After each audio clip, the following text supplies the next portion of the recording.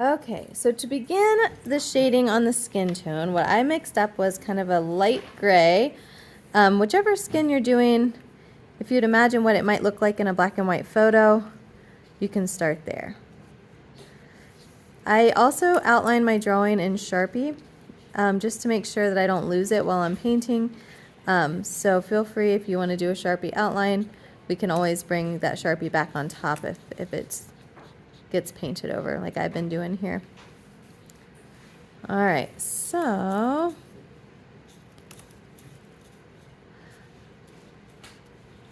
gonna get my little base color kind of around the eyes.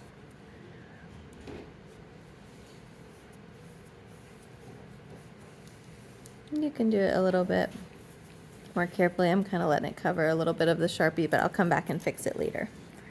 All right, so once I have my medium gray painted all over the face, then we're going to talk about shadows and highlights. So really this is the same exact technique that we've used, like for example when we did the silhouette painting.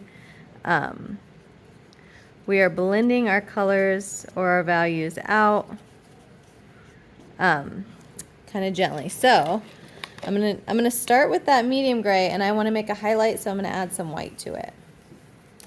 Once I have that color, I can pop it in wherever I want to see a highlight. Maybe middle of my cheeks, maybe middle of my forehead, maybe, does someone have a skinny brush? Anybody? Does someone have like a really small brush I could borrow? Okay, so I'm going to kind of hit the small areas. Thank you. All right, so then I'm going to go ahead, once I have those highlights in there, I'm going to rinse my brush and I'm going to blend those out.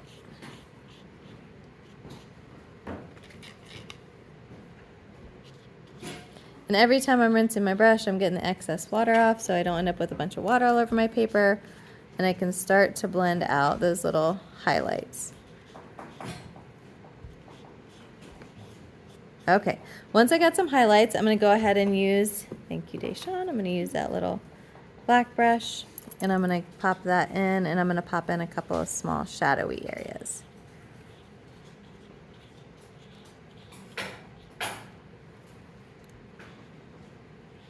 Everyone's going to look different, so yours does not have to look just like mine. Okay, now I popped those in, so I've got my dark, my light, my middle, and I'm going to go ahead again and kind of clean those up a little bit. You're noticing I'm doing a lot of cleaning my brush off. That helps it fade it out to more of a soft blur.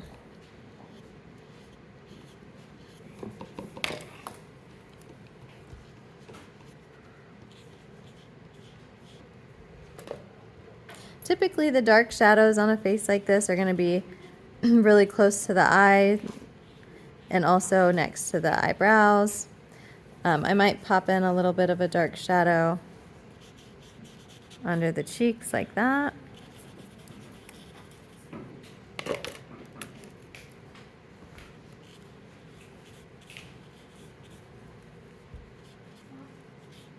And also keep in mind that once you've done once you've done something, you can always come back and like hit it again. So if you feel like you made something too dark or too light, just go ahead and paint right on top of it and keep going until you have a finished product that you're feeling happy with. Does that help us get started?